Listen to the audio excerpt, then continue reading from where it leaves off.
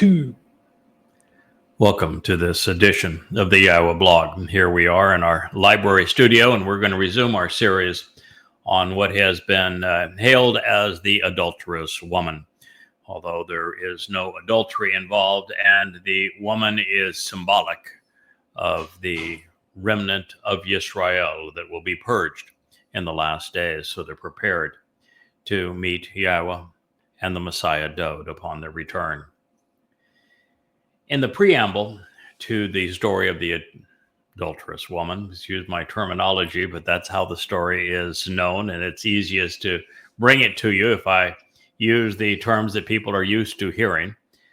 But keep in mind that when Yahweh speaks of adultery, it's really about religious unfaithfulness, religious cheating, if you will. So that the problem is that Israel has been religious and political for a very long time, and is still so that, and so much so that even those who are not overtly religious, that would be the Haredim in Israel and the ultra Orthodox outside of Israel, the people parading around in their black mourning suits, some even wearing weasel hats, others just black hats, that group has actually infiltrated Jewish culture to the point there is this correlation now between Judaism and the ethnicity of being Jewish.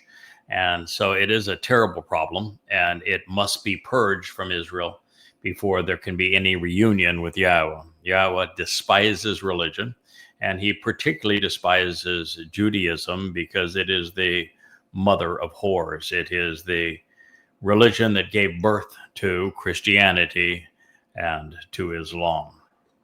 So in this preamble of this story, Yahweh is revealing that there will be a time when those who were deliberately passed over and excluded from participating in the fifth moed, and he specifically used the number 5, which is Towrah, during the last year, in fact, 15 days before we return to the garden, and it will be due to their lingering guilt as a direct relation to being religious, that those who have failed to avail themselves of Dode sacrifices, particularly fulfilling Pesach, Matzah, and Makatim, will need immediate restitution. They'll need a form of reconciliation. And for this, Yahweh's foremost reconciler will offer to take their guilt upon himself and have it obliterated with what's left of his bashar mortal body. For Yada, in this case, to refer to what Yahweh has and will continue to do with him as his foremost means to provide reconciliation. In fact, in Numbers 15, as we move forward in this text, God calls it miraculous, and he is exceedingly bullish on the role that his bull will play in marvelously restoring his people. And he calls the result of the bull sacrifice shalom. Yeah, he uses the shalem version of it, which is to say that he saves the remnant. He is responsible for their reconciliation and renewal, their restoration. And all of this, we know that Yahweh is and will continue to do these things through this individual. And he's going to perform at this time in harmony with what he has provided to us through his Torah and prophets. And this is going to lead to the reunion with the Torah, Moshe, and with Dode as king, as Israel is returned. They will be able to embrace their foremost protector, their ultimate role model, and their savior. And while both the first and second Zoroah offered the means to reconciliation, well, that was not their primary mission. As foretold, the Adamah Parah's gift of reconciliation will be over and it's done, if you will, during the fifth Moed. And as did his king before him, he will offer to restore life and to renew the remnant of Israel on the cusp of the Messiah's return. Consistent with the prophecy that we know of as the red heifer in Numbers 19, his offer will be to cleanse the souls, accepting and then incinerating their religious and political malfeasance. And as we know, the Israelites will be in this predicament with only seconds remaining, because heretofore they have discredited and denied their Gaal, their kinsman redeemer, God. And so while he will be returning to his city, the remnant will have to be transformed, and they will have to experience restoration another way. Therefore, the final Zeroah, after devoting himself to cultivating the Qatsyr and the Lakat, the harvest and the gleaning, on Shabat and Towrah, will offer restitution by honoring the promise of the red heifer, the Adamah Parah, this bloody red man who is a productive bull. And as the hopeful stem in this context suggests, he's going to be as compelling and as forceful as words and deeds allow. There will be no better option or no day after tomorrow for those who are looking elsewhere or want a different solution. So what follows seems to suggest that after the time of Israel's troubles, a horrific war is going to ensue. There will be two very compelling witnesses. There will be two magnificent harvests and the spectacle of the red heifer. And the Israelites, of course, will be hesitant again. They're a tough crowd. They will not be running to Elia to capitalize on this gift from God to his people. Many will be as they have always been, stubborn and recalcitrant. But at this late moment, Yahweh will not allow his Zeroah sacrifice to be annulled. So he will apply it as he deems fit, and he will use Pele, miraculous means, to accomplish this. And as we read these words, it is evident that the bull and the ram, the prince and his king, will work together to transform and restore this remnant of Israel.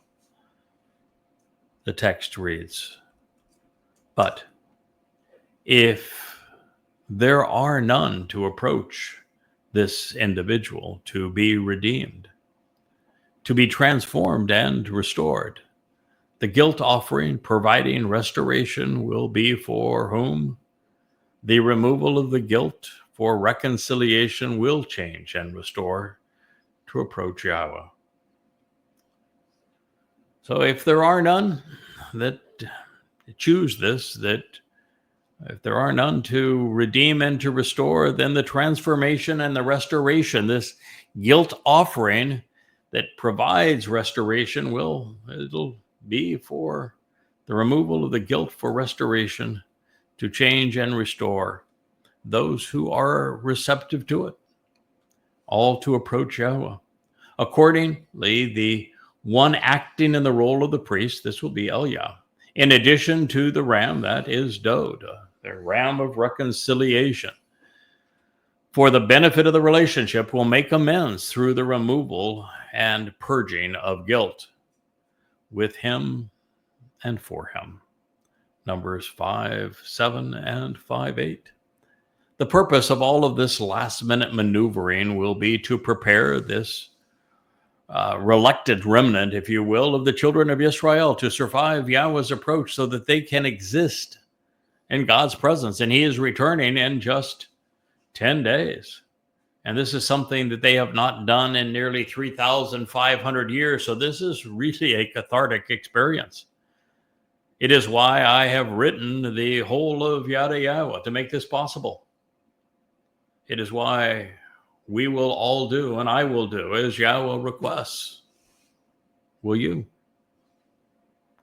And while the answer should be an emphatic yes, long before this point, especially with Israelites perishing and the planet decaying, religion will die a hard death. There is, of course, an excuse for everything, from God's action to his inaction, their continual failures or their temporal successes.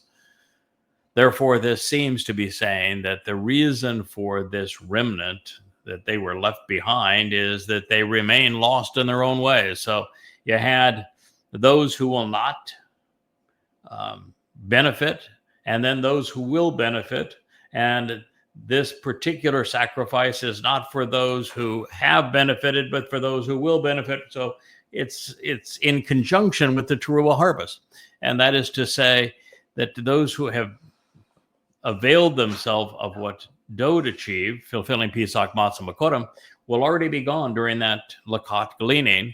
And then there will be two groups, those who will turn their nose up at what God is offering through the Adamah Parah, and those who will be there and benefit from that sacrifice. So therefore, this seems to be talking about the remnant and those others who are left behind and the choices that they will make on this day. And so Yahweh is trying to offer a special exemption, if you will, to anyone who makes even the slightest effort to resolve their guilt. You know, not a lot is required of these people. They're literally scrubbed clean by God's doing.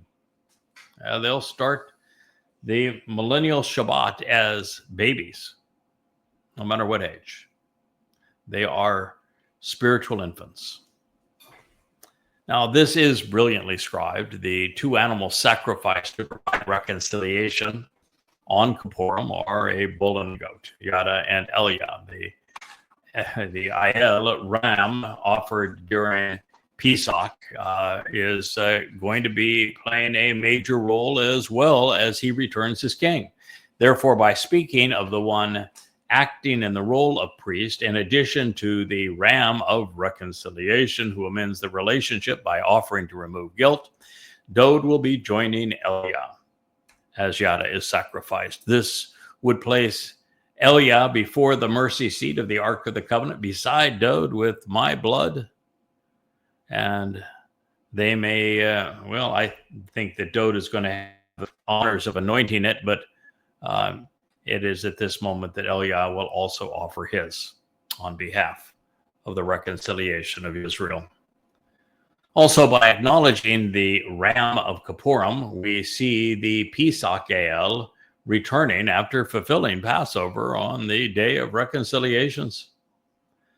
This is as it should be, since Dod fulfilled Pesach, Matzah, and Makotim, leaving the Shabua and Teruah harvest to his Bashar, knowing that he would return and they would work together again, beginning on Kippurim and leading through our time camping out with Yah on Sukkah.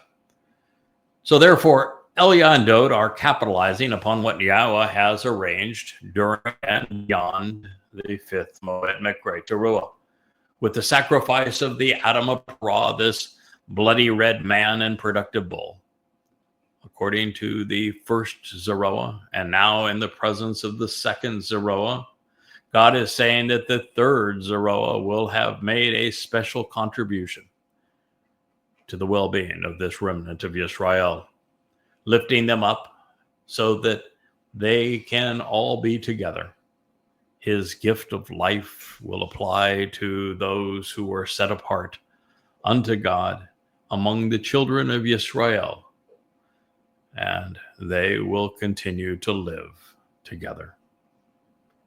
Now, the idea of God going over and beyond the fifth Mikra Teruah is not only reinforced in this next pronouncement. The very presence of the Adamah Parah sacrifice after the Teruah gleaning demonstrates that Yahweh has gone over and beyond the annual intent of his fifth Mikra. to save his people from themselves. This will be their last chance for romance. And the entire offer on Towrah makes a special contribution to being lifted up and raised as a gift, all for everyone who is set apart among the children of Israel, and for those who, to benefit from the relationship approach and are present with regard to the one acting in the role of priest regarding this, and he will continue to exist. I said at the beginning of this, in our previous episode, that the adulterous woman really isn't a woman, and she really isn't adulterous. The woman represents this final remnant of Yisrael, and that's why the pronoun ascribed to Haya, the verb, continued to exist, particularly as it was written in the imperfect conjugation, is third person masculine singular. This is Israel. Israel is a masculine noun. And so this adulterous woman represents the remnant of Yisrael, and her adultery is religious guilt that needs to be purged, which is specifically what God is discussing at this point. So I'm delighted to see the second reference here to Towrah, with the first being over and beyond the fifth in the earlier statement. Now, this is because, as we will soon see, the adulterous woman, symbolically representing Yisrael, is brought back into a relationship with her king. And as a result of what occurs over and beyond Towrah, with the sacrifice of the Adamah Parah. So when Yahweh revealed in the previous pronouncement that there would be a special dispensation for the reluctant remnant, if you will, of Yisrael on the eve of his return with his son on Kippurim, I have always been curious to know their ultimate fate. And here we have it. They aren't necessarily reconciled, much less saved, but simply afforded an extension on life that purges them of their prior guilt. They are being given that second chance, this opportunity to respond differently to Yahweh now that they are in his presence again. So clarifying this particular conclusion, we find that Yahweh is saying, each individual set apart to him, to approach him, will have chosen to continue exist. See, it's a relationship, and everyone has to participate for a relationship to work. This idea of just believe or faith, that's nonsense.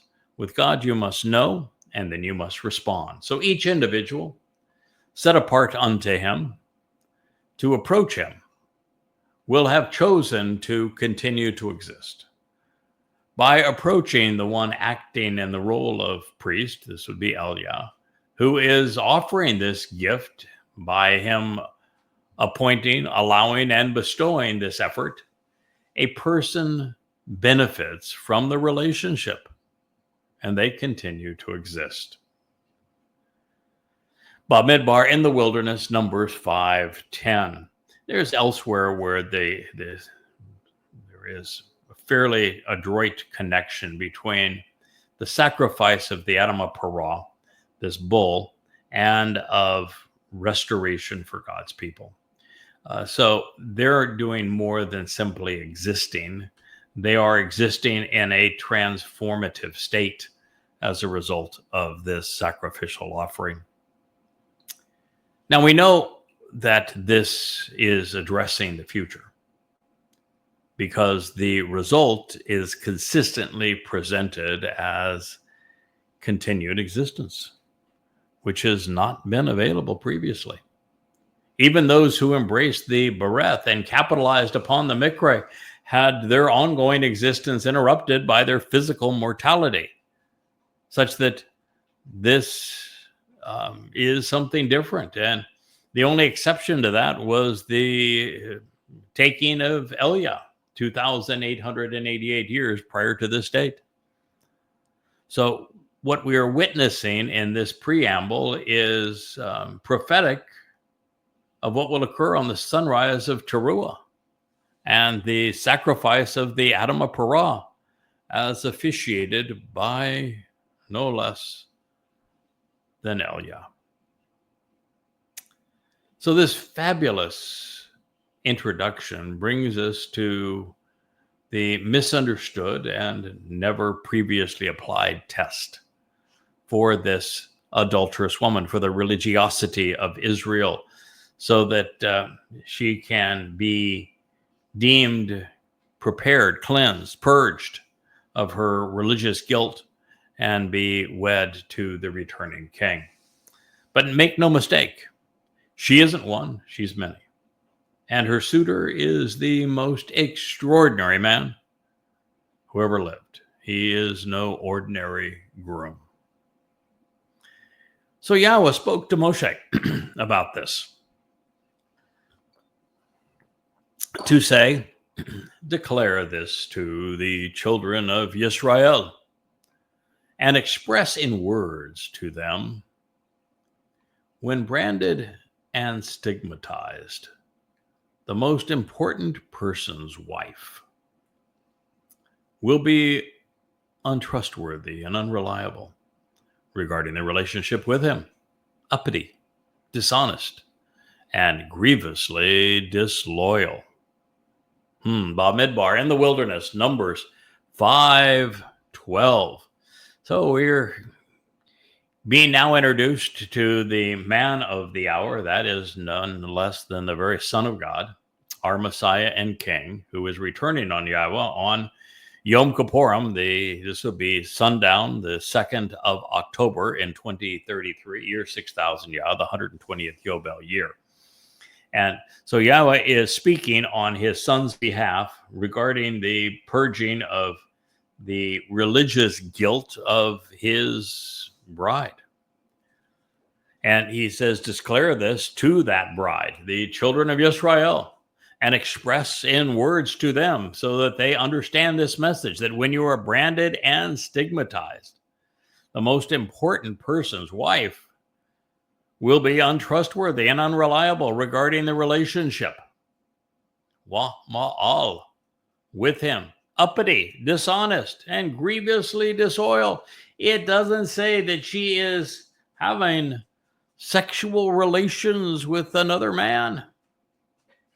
No. And this is to the children of Israel. So they are the woman. And adultery here is cheating on God, being untrustworthy, being unreliable, acting treacherously and egregiously in the relationship, being uppity, dishonest, being disloyal. It's a very adroit definition of the problem that needs to be resolved for there to be a wedding. And without the wedding, there is no return to the garden. There is but one Kodesh in Yahweh's family. And so the identity of the Ish, the man among men, is readily known. He is Dode. Oh, excuse me. I have somebody who is insistent on coming up here and being part of this show. Maybe he just wants my tea. I have a dog that is definitely not a teetotaler. He would be 4 feet tall if it were not for the fact that his growth has been stunted by the very limited amount of caffeine that is in that tea. But as you can see, Wookie loves it. He's getting prepared for the wedding. You know, you need a taste tester for the beverages that'll be served, and he's performing in that role, I suppose. So just as there is a Kodesh in God's parlance, there is an Ish, the man among men. And he is readily known. he is Dod, the firstborn. He is the chosen one of Yahweh. And the untrustworthy woman who has been grievously disloyal to him, well, that's Israel. They revolted against him. They chased him down and tried to kill him under King Saul, and then through his own son, Absalom, they did everything they could to lead a coup against him and rebelled. So, and you look at it, he then told them that he was going to be crucified, fulfilling Passover in year 33 CE, year 4000 Yah. He did exactly as he had foretold. He would accomplish this, and yet his own people betrayed him. They did not acknowledge his sacrifice. They allowed a group of people to create the world's most popular religion by robbing Dod of his titles and his achievements and his accolades. So Dod has been cheated on in a horrible way by Israel. So God has no reason to be coy, since Yahweh has made all of this obvious for the observant. Now, this treatise on how to return to the Messiah and to the King's good graces is being told using the metaphor of the adulterous woman, so that it replicates the condition God condemned in the preamble when he declared that his people had been cheating on him. It is also the same story that's told in Hosea when God offered the letter of divorce to Israel. He is not pleased, and even worse than the cold shoulder that Jews have given to Yahweh, their treatment of Dod has been more egregious too. They've cheated on him more than anyone else that bears their ethnicity. Then a person individually crawls into bed with her. He lies down to procreate offspring, but it is concealed from the eyes of her man, such that she is undetected for a while, and yet she is dirty and defiled, even idolatrous. A witness does not exist against her, so she was not caught or seized. Bamidbar in the wilderness, Numbers 5:13. Well, if we're actually talking about sexuality, of course, there would never be a witness in these kinds of circumstances. One doesn't do it on a stage to perform. And of course, the bed is used as a metaphor for lying down and cheating on one another in a relationship. So God is using it as the metaphor for cheating on his covenant relationship. So this has long been the case with Israel. God's chosen people have chosen to breed defiant children who continue to be drenched in the filth of their religious and political schemes. As Israel remains dirty and defiled, largely because no one has dared expose and condemn Judaism for fear of being slandered as anti-Semitic, which is the very ploy that rabbis use when one supports Israel without supporting Judaism. But let it be known, rabbis are largely responsible for the proliferation of Christianity and Islam too, in addition to Judaism and progressive Marxist politics. And these are the four greatest foes of the Jewish people. They currently exist, and Dod cannot lead them or save them, and Yahweh cannot be anywhere near them so long as they continue to exist. That is the role we're playing. Now, fortunately, there is a solution, but it comes by way of that same fellow they are prone to call an anti-Semite. And that's quite a dilemma, because to see their Messiah and God again, the chosen people must admit that they have chosen poorly. And then they must accept help from the very individual who is holding them accountable for all of the whores that they haven't invited into their religious bed. Then he will have passed over him a jealous spirit, seeking spiritual exclusivity in the relationship. And he will become passionately jealous, desiring the individual attention of his wife. But she has defiled and sullied herself. Or as an alternative, he will have passed over him a jealous spirit, seeking spiritual exclusivity in this relationship, and he becomes passionately jealous, desiring the individual attention of his wife, and she has not sullied herself. This is through Numbers 14. So God gives you a couple of scenarios, and either way, the Messiah King is going to want Israel back. Or what's the purpose of him returning? To whom would he return if he doesn't get Israel back? But since that can't occur if Israel remains slathered with religious infidelity or remains stained by Marxist progressive politics, Yahweh is presenting the alternatives. However, for Israel to come clean after 3,500 years of rebellion, something or someone is going to have to give. There's going to have to be a solution. And this individual should come with this female of his to the priest. And he should bring a contribution to approach regarding her.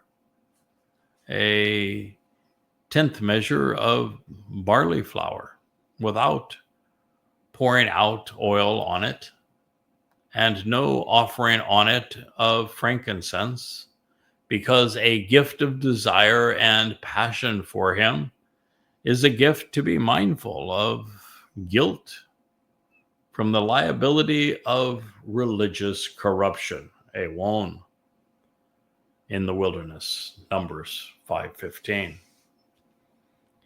Well, in this case, the inclusion of barley speaks of Bokurim, suggesting that the best option for Yisrael would have been to capitalize on Dod's gift of Pesach and Matzah, such that they are remitted to the family on Bokurim, or on Shabuah and Towrah, which the beneficiaries also capitalize on Bokurim.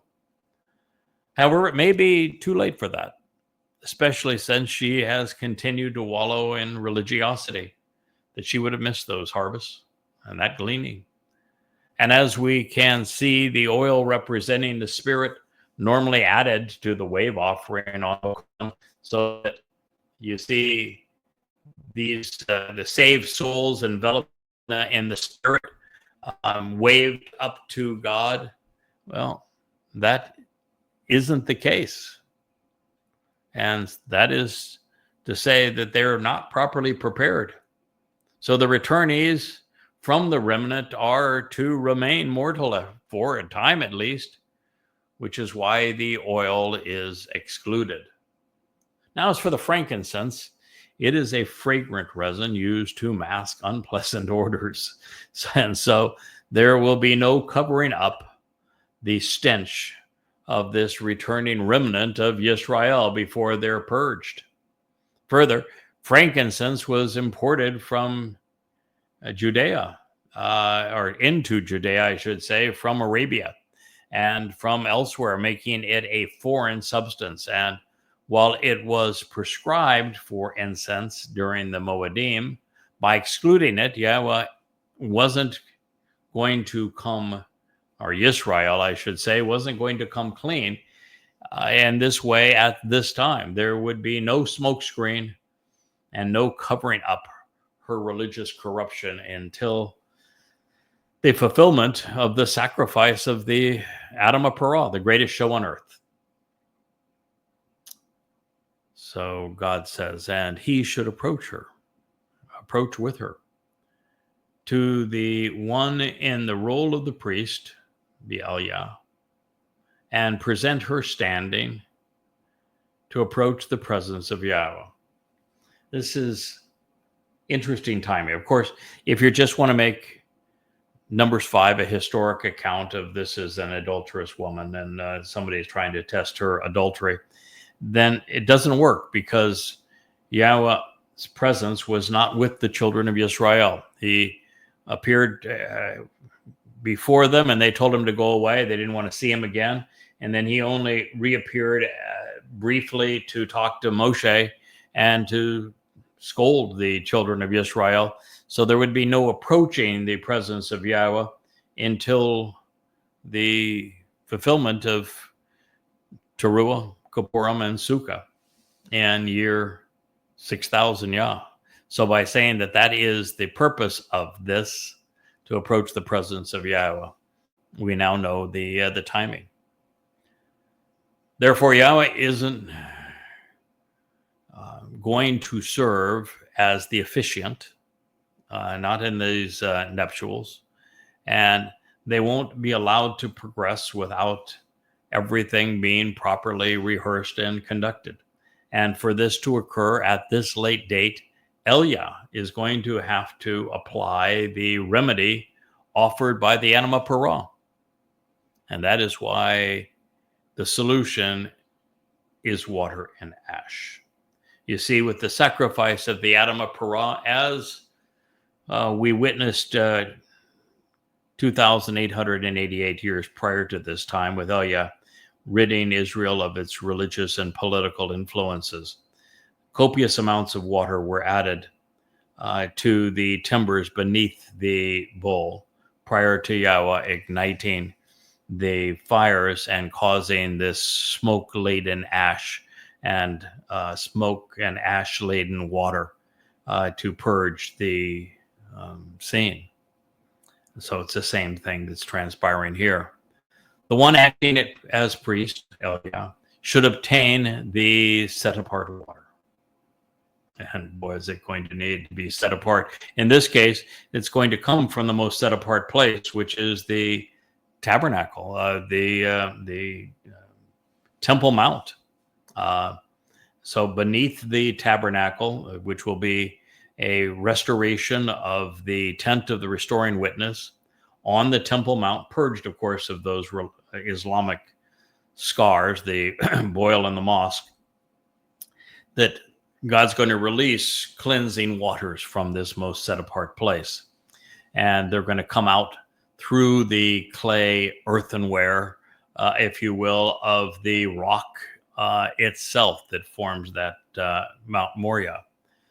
So the one acting as priest should obtain the set-apart water in clay earthen vessels, and the priest will obtain from the pulverized ashes, which is for the benefit of the relationship, have come to exist within the floor of the tabernacle, and he will place it as a gift into the water.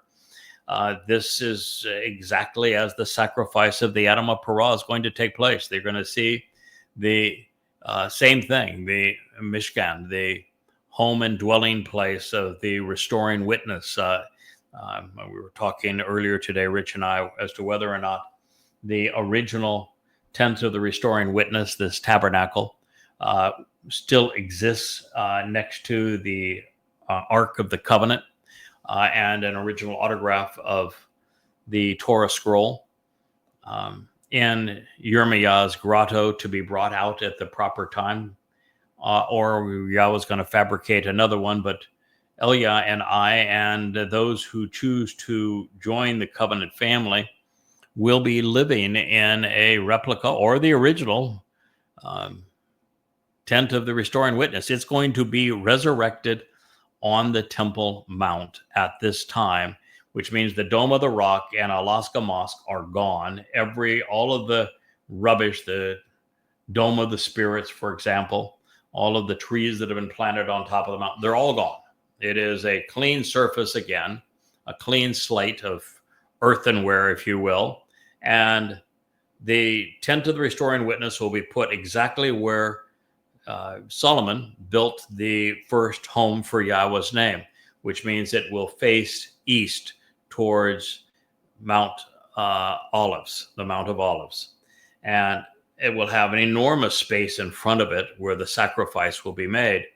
But it is therefore underneath this place where the tabernacle is going to be, the floor of the Temple Mount, that the waters are going to come and that the ashes are going to form of the sacrifice of the Adamah Parah when it is set ablaze by Yahweh. And that is the gift that will be mingled with this tremendous outflowing of water that's going to be discharged up through the Temple Mount as part of this greatest show on earth in the fulfillment of Towrah. This is further evidence that a replica of this tabernacle of the witness is going to be erected on the Temple Mount, and that the Adamah Parah will be burned in proximity to it. That means overlooking the Mount of Olives. This is the same recipe that was prescribed in Bamidbar, Numbers 19. In fact, that was the point in this proceedings that I returned to augment the prophetic portrayal of the red heifer due to the inclusion of Parah as we see it here.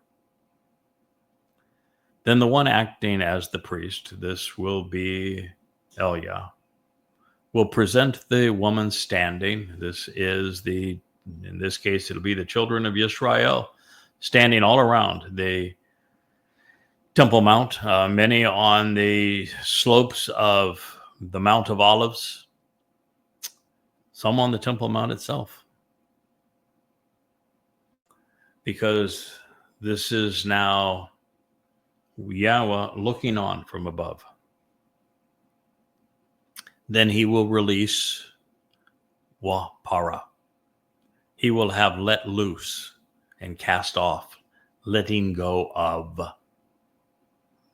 the woman's head, along with her toxicity, the woman's gall, her venom and bitterness, in addition to her leaders and those who rule over her.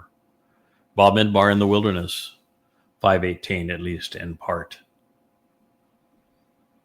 It is apparent that the one acting in the role of priest is going to be drawing attention to the woman's head, and therefore Israel's inclinations, Israel's thinking. And he will be cupping her head in his hands. Symbolically then, he will release it along with her toxicity. And in this regard, it is interesting that Rosh can be rendered three different ways: as head, as leader, or as gall, venom, and bitterness. All of this must go for Israel's attitude, thinking, and judgment to be restored. And by the way, there is another connotation of Rosh that is among the favorites, and that would be summit. And we will be on the very summit of Mount Moriah as this all transpires.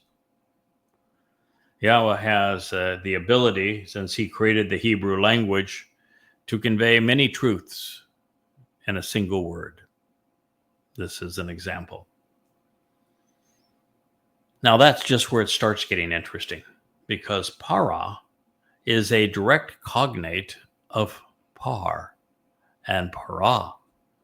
This is the bull who serves Israel as the red heifer, or more correctly, Par, which would be the one who is a productive and fruitful bull.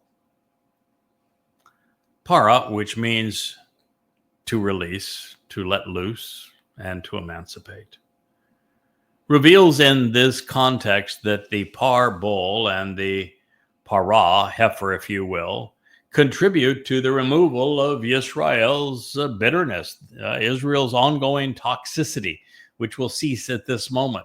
It is the result of a Yatsa exodus, this one from the continued propensity to be overtly political and religious, which has kept Israel and Jews estranged from their Messiah, from Dod, from Yahweh.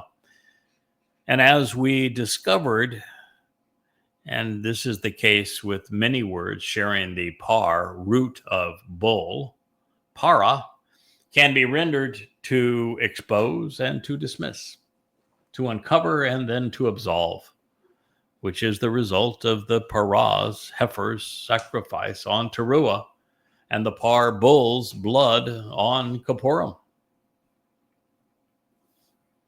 Addressing the para's other traits, para is used to describe a shoot or a stem that bears fruit. This would be the same as a choder and also a zeroah.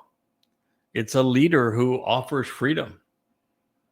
This is designed to call our attention to the zeroah, cultivating the harvest before becoming the Adamah para.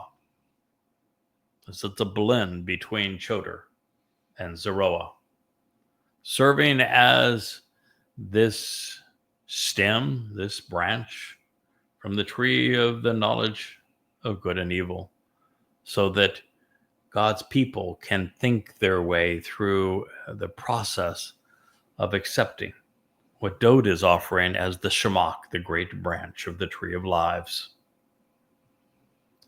And as we are aware, the definition of para is modified by adding the feminine suffix to par bull, rendering the result to be productive and fruitful. It is after all females that give birth. So this bull is symbolically called a para because this bull is fruitful and productive, cultivating offspring through abundant harvests.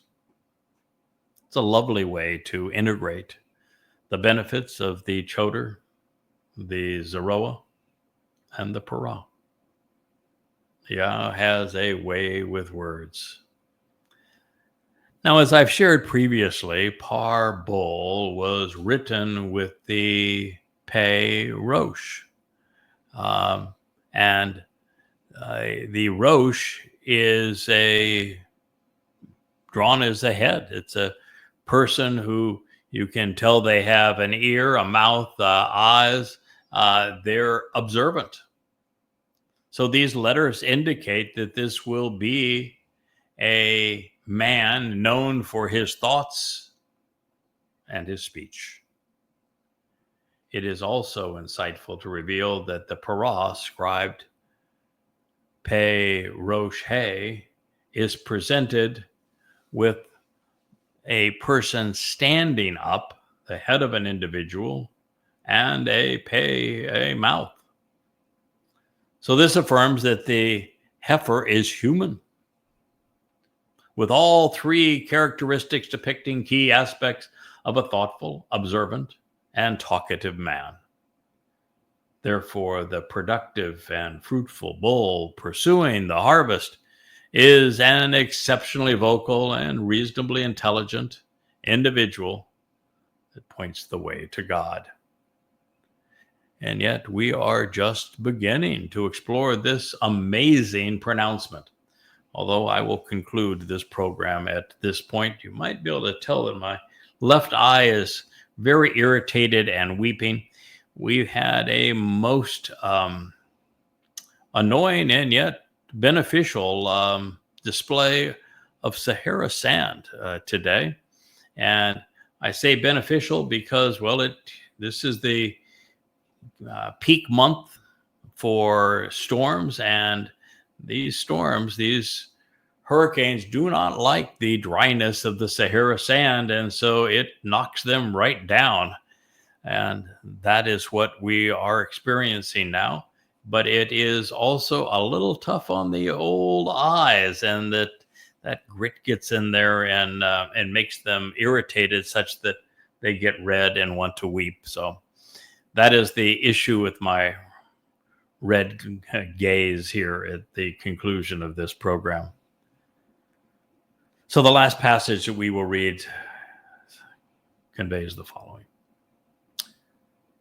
Place as a gift on the palms of the hands the sacrificial offering, the minchka, the gift which is bestowed and apportioned as a present of the memorable man, of the zikaron, of the remembrance of man, from zakar, to recall, and a human male, apportioned as the sacrificial gift for exclusivity and the relationship. And in the hand of the one acting in the role of the priest, they will choose to have the waters of vexing and provoking bitterness of Hamar, of the curse of harmful consequences. Numbers 5:18. What a marvelous metaphor that God has just presented here for us. First of all, he wants you to know that this is a gift.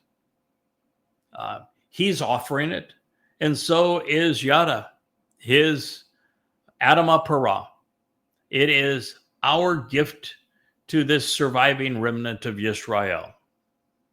It is being offered in the palms of open hands. It is a sacrificial offering. It is a gift bestowed. It is apportioned as a present.